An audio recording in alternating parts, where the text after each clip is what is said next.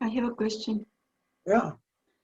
How would you describe a difference between wishful thinking and a goal, and what makes a person to actually have a goal to become a Buddha? Let's put it this way: somebody who's standing outside a cupcake factory and they see cupcakes in the store, they wish that they could eat one, right? But if somebody has a goal to, then they go inside and they go and they buy it. So when we're talking about having a goal, is the working toward something happening as opposed to just praying for it or hoping that it will come about, right? That's a very good distinction, the idea that attainment of something, is not based upon chance, right? If we're praying, say you want to have the biggest house on the block and, that's your wish to have that. And what you do every day is you go to church and you sit down and you kneel and you pray for it. Well, that's it's a wishing state, but it doesn't engage what the causes, is not understanding the causes necessary to be able to attain that house that you want. What are the causes? Well, things like going out, getting a job, getting a better education, right? These are workable things within the society that we live in that will cause us to be able to get what we want. Saving one's money, being able to maintain oneself, that we don't overextend our capabilities, being realistic, that just because I want it today doesn't mean that tomorrow I'll get it. It's the difference between somebody having a plan to enrich themselves and a person who goes out and buys a lottery ticket.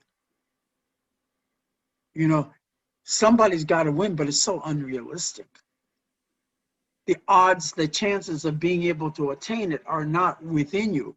Even though your good intentions, a lot of people say, oh, if I get that money, I'm going to give $100,000 to charity and everything like that, thinking that just because you have good intentions, that somehow that something is going to come from the sky and bless you. I guess that you probably, every 100,000 people who are going from the lottery have the same intentions too, right?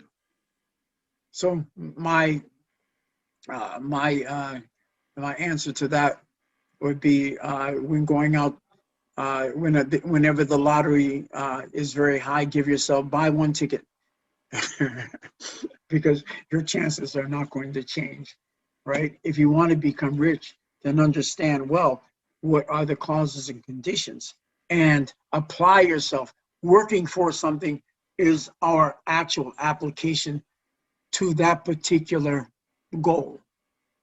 So the difference is that even though there's a goal or a want, but there's no action involved, so therefore it's a wish. Although you can have a wish and a goal that complement each other, that not only that are you hoping for it, but also you're working for it. This is the best thing, that you combine the two. Does that answer the question? Yes, the first part. What about the second part? What makes within a person a shift from a wish to actually engaging in action? What is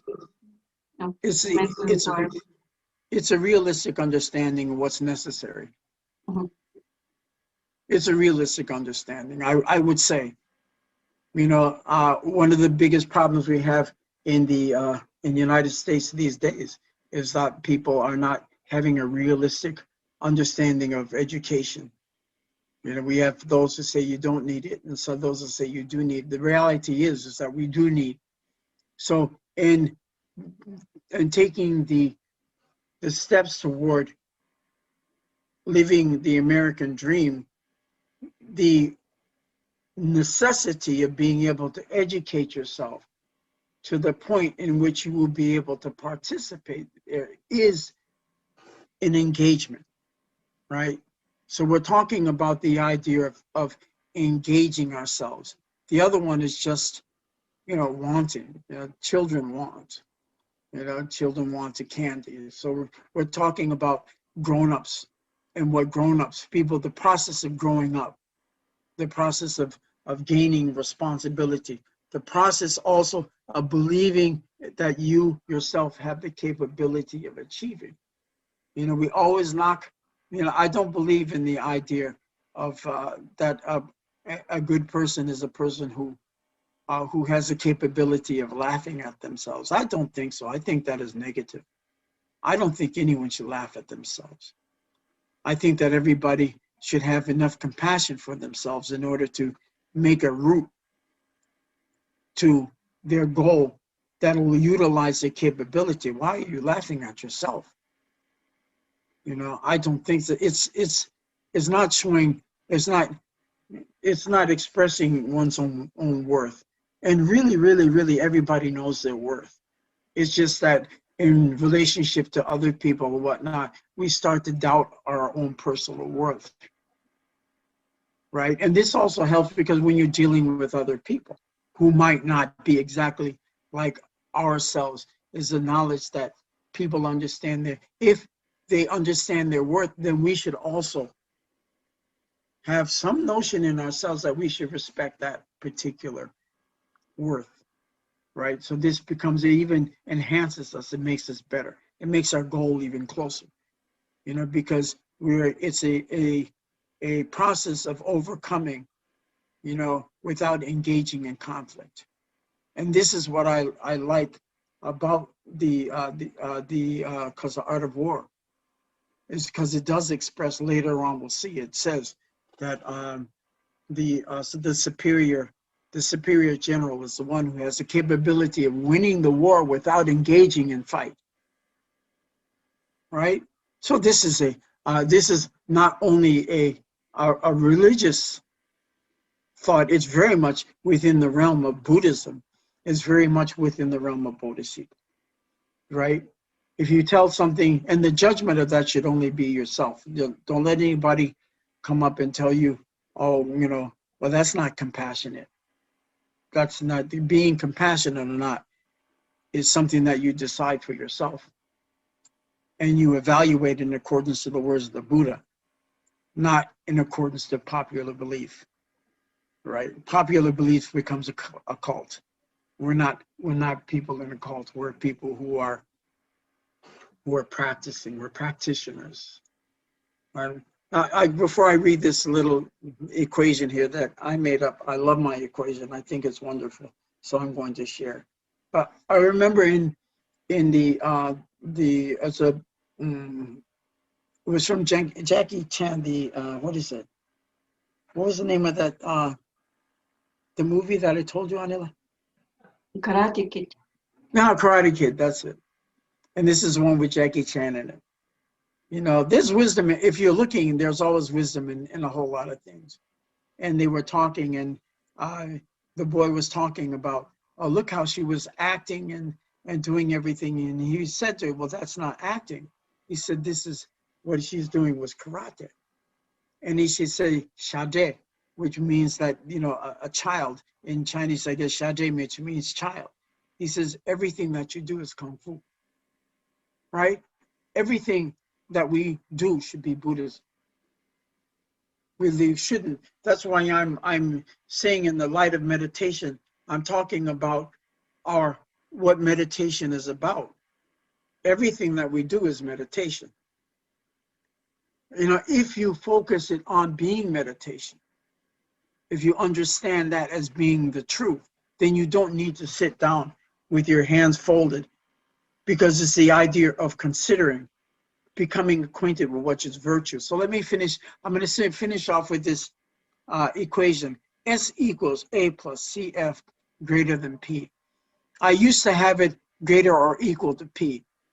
And this is the formula that I put it in, so we could always remember that the solution, what we're looking to at the particular time in relationship, what we're trying to achieve is a solution, is equals, right? The application So you have to apply yourself. So this is what we have when we're talking about doing. And that goes into what Anila was asking about doing, because it's an application. It's a personal application. Application plus a continuous force. That means that you're continuously making an effort toward that particular thing. You know, it's a continuous. It's not like the wind that blows and it bends the tree, but then it lets up again and the tree comes back again. It's like the efforts of the water that lives in accordance to the gravity of the situation, is continuously heading in a particular direction, continuous force greater than the problem. So before I had greater than equal, I took out equal because of the reason equal is a stalemate. Whenever you have a condition where the problem and the solution are equal, it becomes a stalemate. And we're not looking for a stalemate.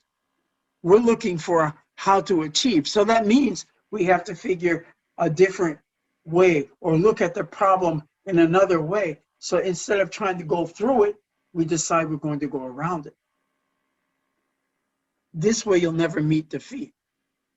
If you start off with nothing and you have this particular outlook, this is the thought of the book, and you have a particular outlook toward the direction that you want to go in, you will never meet defeat. Just because an obstacle comes up does not mean that is an indication of defeat. It just means that you must look at another way of doing it and continuously apply the pressure or the force. All right, so let me read this one thing and then you can stop it. The solution equals an application of continuous force greater than, I have or equal. That's wrong. Greater than. I'm glad I saw that. Greater than the problem.